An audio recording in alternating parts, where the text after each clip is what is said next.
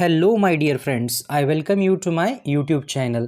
आजच्या आपल्या या व्हिडिओच्याद्वारे आपण bridge course post test subject English standard 10th अभ्यासणार आहोत. Let us start to study this test with मी.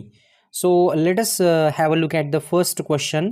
या ठिकाणी जो पहिला प्रश्न आहे त्याच्याकडे लक्ष द्या. Question first, frame at least 2 WH questions from the following sentences.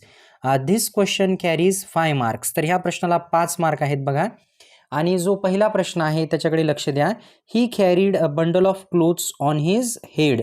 तर हा जो हे जे वाक्य आहे आपल्याला WH क्वेश्चन्स तयार करायचे आहेत, 2 WH क्वेश्चन्स. तर बघा, late us have a look at the answer. What did he carry on his head. What did he carry on his head ह्याचा आन्सर काय असेल? A bundle of clothes. बरोबर आहे. त्याच्यामुळे क्वेश्चन असं म्हणजे असा क्वेश्चन तयार होईल, what did he carry on his head. Okay. बघा दुसरा प्रश्न कसा तयार होईल? Wear did he carry a bundle of clothes. Wear did he carry a bundle of clothes on his head, म्हणजे ऑन हिज हेडचा हा प्रश्न असेल, wear did he carry a bundle of clothes.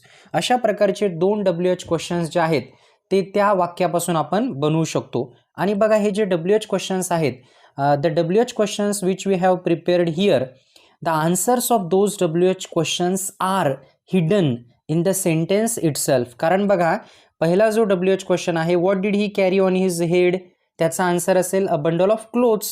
आणि दुसरा क्वेश्चन बघा, where did he carry a bundle of clothes on his head, हे त्याचा answer असेल. आता दुसरं वाक्य बघा, Seth Govindram was the owner of the bank.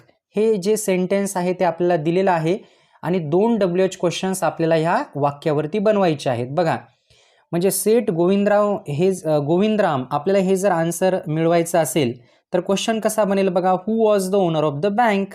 Who was the owner of the bank याचा आन्सर असेल Seth Govindram.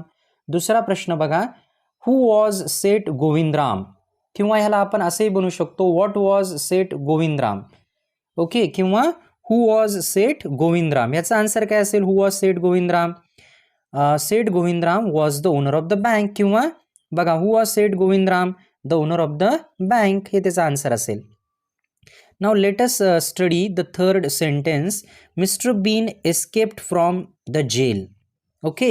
Mister Bean escaped from the jail. तर ह्याचे 2 WH क्वेश्चन्स कसे तयार होतील बघा.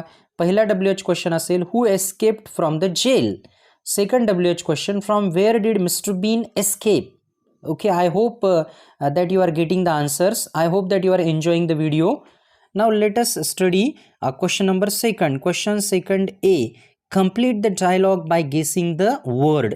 या ठिकाणी बघा डायलॉग आहे आणि त्या ठिकाणी प्रोव्हर्ब्स आहेत. प्रोव्हर्ब्स म्हणजे म्हणी दिलेले आहेत आणि तुम्हाला त्या प्रोव्हर्ब्स काय करायचे आहेत? कंप्लीट करायचे आहेत.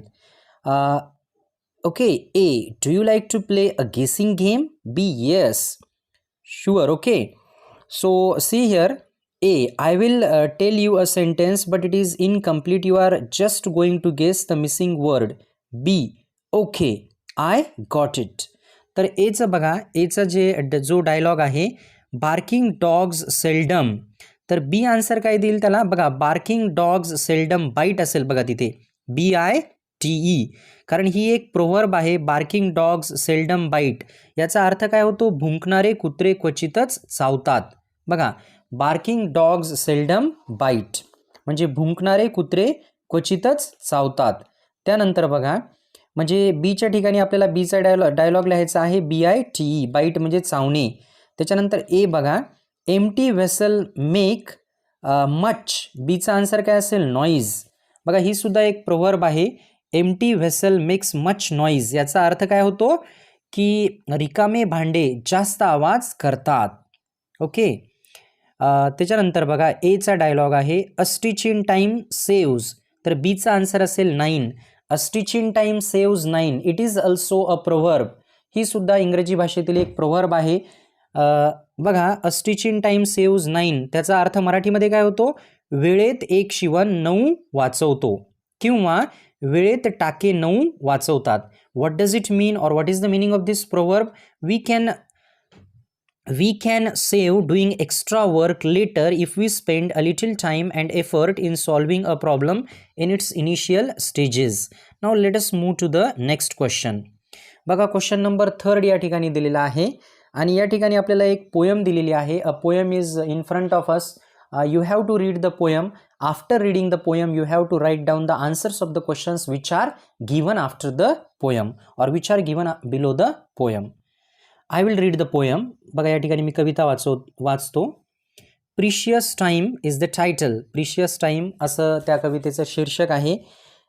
The precious time is in my little hand. Future is uncertain, so I haven't planned. Bygone days are over and closed its door. Let us live in present. There's lot to explore. Time is important and precious. Wasting time is ridiculous. Time and tide waits for none. Wasting time is not cool or fun. तर या ठिकाणी ए जो प्रश्न आहे तो बघा, the poem tells us the importance of dash dash. तर या ठिकाणी आन्सर काय असेल बघा, द पोएट आहे त्या ठिकाणी शब्द. The poet tells us the importance of dash dash. तर आन्सर काय असेल, the poet tells us the importance of precious time. Precious म्हणजे मौल्यवान. बघा जी मौल्यवान वेळ आहे प्रिशियस टाईम, त्याचं महत्त्व या ठिकाणी आपल्याला पोएट म्हणजेच कवी सांगत आहे. 2 मार्क्ससाठी हा क्वेश्चन होता. त्याच्यानंतर B question, find out at least 4 adjectives from the poem. तर ॲडजेक्टिव्स म्हणजे विशेषण. आपल्याला ह्या कवितेमधून 4 विशेषण सांगायचे आहेत. What is meant by an adjective?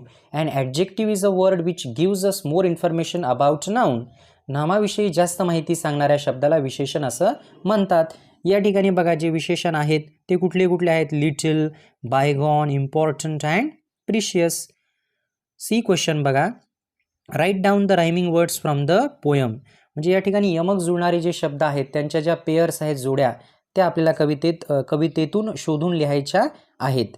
या ठिकाणी बघा, hand, plant. Second, door, explore. Third, precious, ridiculous.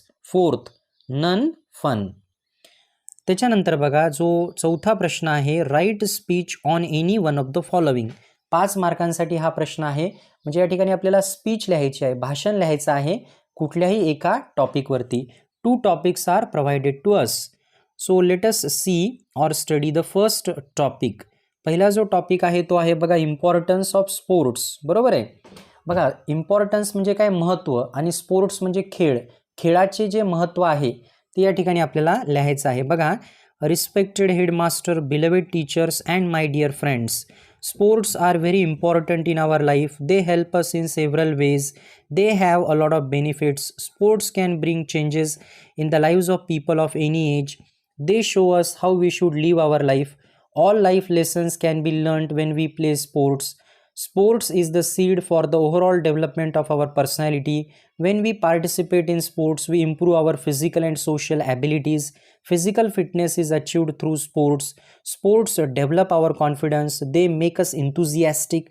Sports teach us how to face failure. They teach us to work in a group. We learn cooperation with the help of sports. We understand the importance of discipline due to sports. Sports make us free from worries and tensions. Sports help us to lead a healthy life.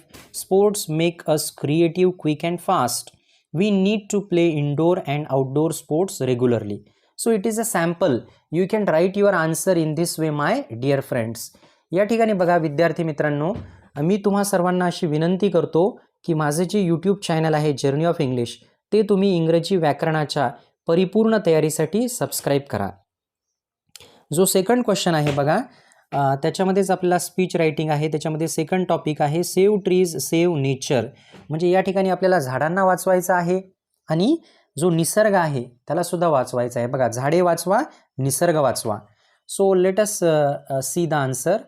Respected headmaster, beloved teachers and my dear friends, trees are a precious asset to life. Trees are important for the survival of all living creatures. Life is not possible without trees on the earth. They take in carbon dioxide and give out oxygen. Oxygen is vital for our existence. Trees purify and beautify our nature. They provide shelter to wild animals. Trees maintain the balance of nature. They control air pollution. They give us medicines that prevent us from diseases. They give us timber to make furniture. We get fruits, rubber, wood, paper, etc. from trees. Trees are the lungs of the land. They prevent soil erosion. Human selfish activities and needs are responsible for cutting down trees We are disturbing the balance of the ecosystem by cutting trees. It can have dangerous effects on the lives of living species. We need to stop deforestation. It is the duty of every human to plant more and more trees in order to save our earth. I hope that you must have understood the answer of this question. आता आपण जो 5वा प्रश्न आहे त्याच्याकडे जाऊयात. Frame at least 8 questions to interview a scientist. या ठिकाणी बघा, सायंटिस्ट म्हणजे वैज्ञानिक. आपल्याला असे 8 प्रश्न तयार करायचे आहेत की त्या प्रश्नांच्या साहाय्याने आपण जे वैज्ञानिक आहेत त्यांचा इंटरव्ह्यू घेणार आहोत. बघा, तर इंटरव्ह्यूसाठी आपल्याला 8 प्रश्न तयार करायचे आहेत. तर बघा ते प्रश्न कोणते असतील. First question, which is your most famous invention. Second question, why have you selected this profession. Third question, who is your ideal person. बघा, आयडियल म्हणजे आदर्श, तुमचे आदर्श व्यक्तिमत्व किंवा व्यक्ती कोण आहेत. चौथा प्रश्न, how does your research help people. 5वा प्रश्न, how was your journey towards your profession. 6th question, who helped you most. 7th question, what are your future plans. 8th question, what advice would you like to give to the students. तर अशा प्रकारे आपण ही जी taste आहे त्या टेस्टचा अभ्यास केलेला आहे. Once again I appeal all my viewers to subscribe my YouTube channel for a comprehensive preparation of English language. पुन्हा एकदा मी सर्व विद्यार्थ्यांना अशी विनंती करतो की माझे जे यूट्यूब चॅनल आहे ते तुम्ही इंग्रजीच्या परिपूर्ण तयारीसाठी सबस्क्राईब करा.